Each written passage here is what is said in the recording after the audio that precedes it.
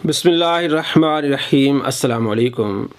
آج ہم آپ کو انجینئر مرزا کے عقائد و نظریات دکھانے والے ہیں، بتانے والے ہیں کہ یہ سادہ عوام کے ساتھ یہ کس طرح کھلواڑ کر رہا ہے اور اپنی جہالت کیسے پھیلا رہا ہے۔ آپ دیکھیں قرآن پاک کے بارے میں کس طرح کی زبان استعمال کر رہا ہے۔ آپ کے سامنے قرآن اسی طریقے جا رہا ہے کہ جیسے کوئی آپ کے سامنے فرینچ زبان کے اندر آ کے آپ کو گالیاں نکالنا شروع کر۔ نعوذ باللہ من ذالک، کہ جن کو ترجمہ نہیں پتہ ان کے سامنے جب قرآن پاک پڑھا جاتا ہے تو ایسا ہے جیسے ان کو فرینچ زبان میں کوئی گالیاں نکال رہا ہے، کہ ایسا ہے ہرگز نہیں۔ مسلمان چاہے وہ قرآن پاک کو سمجھتے ہیں چاہے سمجھتے نہیں ہیں، جن کو ترجمہ نہیں بھی آتا، جب قرآن پاک پڑھا جاتا ہے تو ان کی آنکھوں میں سے آنسو آ جاتے ہیں، انہیں لطف محسوس ہوتا ہے، قرآن سے محبت کرتے ہیں۔ لیکن یہ کس طرح کی بات کر رہا ہے، الامان والحفیظ۔ آگے دیکھیے مزید اس کی جہالتیں ہیں۔ صحابی ہونا کوئی بڑی فضیلت نہیں ہے، اصل فضیلت ہے لا الہ الا اللہ محمد رسول اللہ کا اقرار کرنا۔ ہم اس سے بڑی فضیلت کسی کو نہیں مانتے، ہم اس سے بڑی فضیلت کسی کو نہیں مانتے۔ بھائی صحابی ہوتا ہی وہی ہے جس نے آپ صلی اللہ تعالیٰ علیہ وآلہ وسلم کو ایمان کی حالت میں دیکھا، کلمہ پڑھا، پھر ایمان کی حالت میں اللہ کو پیارا ہو گیا۔ تو کہتے ہم صحابی ہونا کوئی بڑی فضیلت نہیں۔ یہ کیا عقائد بتا رہا ہے، عوام کو کیا دے رہا ہے، بغض دے رہا ہے صحابہ کہ صحابی ہونا کوئی بڑی فضیلت نہیں۔ اللہ کے نبی صلی اللہ تعالیٰ علیہ وآلہ وسلم تو ان کی فضیلت بیان فرما رہے ہیں، فرمایا میرا زمانہ بہتر ہے، اس کے بعد ملا ہوا، اس کے بعد دوسرا۔ اور آپ صلی اللہ تعالیٰ علیہ وآلہ وسلم فرمایا تم ایک احد پہاڑ جتنا سونا خرچ کر لو، لیکن میرا صحابی ایک مٹھ جو وہ خرچ کر لے تو تم اس کو نہیں پہنچ سکتے۔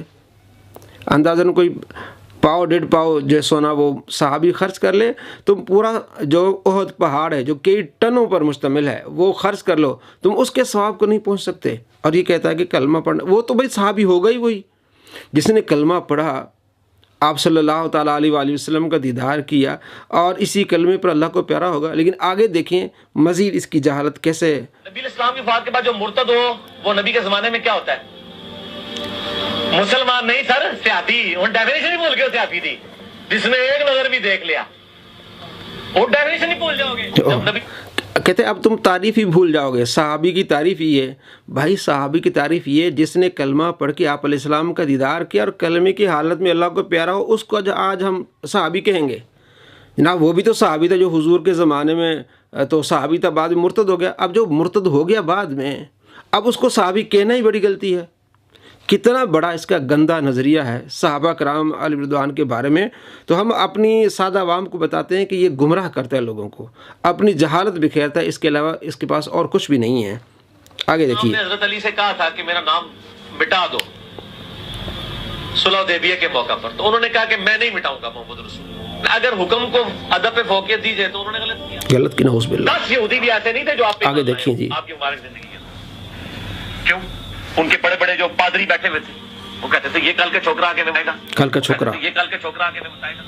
اللہ، یہ تو یعنی کہ آپ صلی اللہ تعالیٰ علیہ وآلہ وسلم کو کہا ہے کل کا چھوکرا۔ حالانکہ یہ کہیں بھی کسی کتاب میں نہیں ملتا کہ یہودیوں نے یہ گستاخی کی ہو۔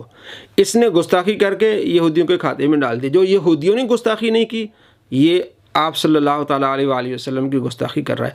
آگے دیکھیں کس طرح اللہ کریم کے ذکر کی گستاخی کر رہا ہے۔ یہ کمپلیٹ ہی نہیں ہے، یہ تو نام ہے صرف، تو یہ مکمل جملہ ہوگا، اس جملے کی کوئی اہمیت ہی نہیں ہوگی۔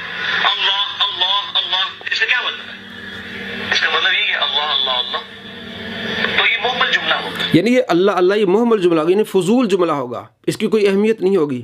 الا بذکر اللہ تطمئن القلوب، اللہ فرماتے ہیں اللہ کا ذکر جو ہے دلوں کا چین ہے، چاہے وہ اللہ کا لفظ ہو، چاہے کریم ہو، رحمان ہو، رحیم ہو۔ کہتے ہیں اللہ یہ لفظ محمل جملہ ہے، یعنی فضول جملہ، اس کی کوئی اہمیت نہیں، لفظ اللہ کی، نعوذ باللہ من ذالک۔ یہ تبلیغ کر رہا ہے عوام کو۔ اس جملے کی کوئی اہمیت نہیں۔ جو ہمیں کافر کہہ رہا ہے پھر ہم حق رکھتے ہیں کہ آپ اسے کافر کہیں۔ اچھا، میں نے کئی دفعہ یہ گولڈن کوٹ اپنا بیان کیا ہے لوگوں کے سامنے کہ اگر قادیانی ہمیں کافر کہنا چھوڑ دیں تو ہم ان کو کافر نہیں کہیں گے۔ لو جی، یعنی قادیانی ہمیں کافر کہتے ہیں، اس لیے ہم قادیانیوں کو کافر کہہ رہے ہیں۔ اگر وہ ہمیں کافر کہنا چھوڑ دے تو ہم ان کو کافر نہیں کہیں گے۔ یہ عقیدہ ہے اس کا۔ ہم قادیانیوں کو کافر اس لیے نہیں کہتے کہ وہ ہمیں کافر کہتے ہیں، ہم کہتے ہیں وہ قرآن کے انکاری ہیں، آپ صلی اللہ تعالیٰ علیہ وآلہ وسلم کی ختم نبوت کے انکاری ہیں، آگے دیکھیں وہ اس کا کمال جی، صحابی کو اپنے علم کی بنیاد پہ کافر بھی ڈکلیئر کر دیں، وہ یہ سمجھے کہ میرے نزدیک وہ کافر تھا، تو اس سے یہ نہیں ہوگا کہ ہم اس کی تکفیر کریں گے۔ دیکھیں پہلے کہا کہ ہم قادیانیوں کو کافر اس لیے کہتے ہیں کہ وہ ہمیں کافر کہتے ہیں، اچھا آگے کہتے ہیں اگر کوئی صحابی کو کافر کہتے وہ کافر نہیں ہوگا، اس کو کافر کہنے سے قادیانی کافر ہو جاتے ہیں، اور کوئی صحابی کو کافر کہے تو وہ کافر نہیں ہوگا۔ حالانکہ سورہ توبہ میں اللہ کریم فرماتا ہے لا تحزن ان اللہ معنا، کہ آپ غم نہ کھائیں، اللہ ہمارے ساتھ ہے۔ آپ علیہ السلام فرماتے ہیں سورہ توبہ میں اللہ کریم نے اس کا ذکر فرمایا، آیت نمبر 40 نمبر آیت ہے۔ اس آیت سے حضرت ابوبکر صدیق رضی اللہ تعالیٰ عنہ کی صحابیت ثابت ہوتی ہے۔ تو حضرت ابوبکر صدیق رضی اللہ تعالیٰ عنہ کی صحابیت کا انکار کرنے والا قرآن کا انکاری ہوگا، وہ کافر ہوگا۔ لیکن کیا کہتا ہے جناب کہ ان کو اگر کوئی کافر بھی کہے تو کوئی بندہ کافر نہیں ہوگا، اور مجھے کوئی کافر کہے تو وہ بندہ کافر ہو جائے گا، اور اگر وہ ہمیں کافر کہنا چھوڑ دے تو ہم انہیں جو ہے وہ مسلمان کہیں گے۔ لاہوری قادیانی تو کہتے ہیں مرزا کو مسلمان، زندگی نہیں بھرا، پیٹ پوری زندگی نہیں بھرا۔ آپ کے ساتھ جو قادیانی ہے، جو نبی علیہ السلام کو آخری نبی مانتے ہیں لیکن ساتھ امتی نبی کلیم کرتے ہیں، کیا یہ یہود و نصارہ سے بدتر ہے؟ یہود و نصارہ تو آپ کے نبی علیہ السلام کو، میرے نبی علیہ السلام کو سرے سے پیغمبر نہیں مانتے، بلکہ تو نعوذ باللہ جھوٹا کہتے ہیں۔ یہ نبی علیہ السلام کو مان رہے ہیں، ان کو آپ ان سے بدتر تو نہ کہیں۔ قادیانی کو ان سے بدتر نہ کریں، ان المنافقین فی الدرک الاسفل من النار، اللہ کریم فرماتے ہیں منافق جہنم کے سب سے نچلے درجے میں ہوگا۔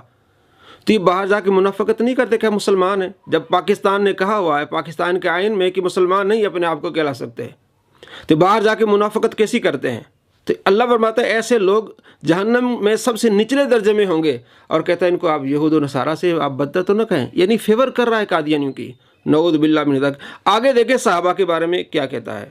تو آج کے دور میں جو موبائل سے دیکھ کے پڑھ رہا ہے اس کو صحابہ کرام جو زبانی پڑھتے تھے اس سے لو جی، کہ آج جو بندہ موبائل سے قرآن پاک دیکھ کے پڑھا اس کو زیادہ ثواب ہے صحابہ کرام علیہم رضوان سے، کیونکہ آپ علیہ السلام کے صحابہ جو وہ زبانی پڑھتے تھے تو دیکھ کر پڑھنے والے کو زیادہ ثواب ہے۔ الامان والحفیظ، صحابی کا عمل کہاں اور عام آدمی کا عمل کہاں، یہ ہیں اس کے عقائد و نظریات۔ ایسے شخصوں سے بچیں جو آپ کو تباہ و برباد کر دیں، آپ کے عقیدے کو خراب کر دیں، آپ کو صحابہ کا دشمن بنا دیں، آپ ایسے لوگوں سے دور رہیں۔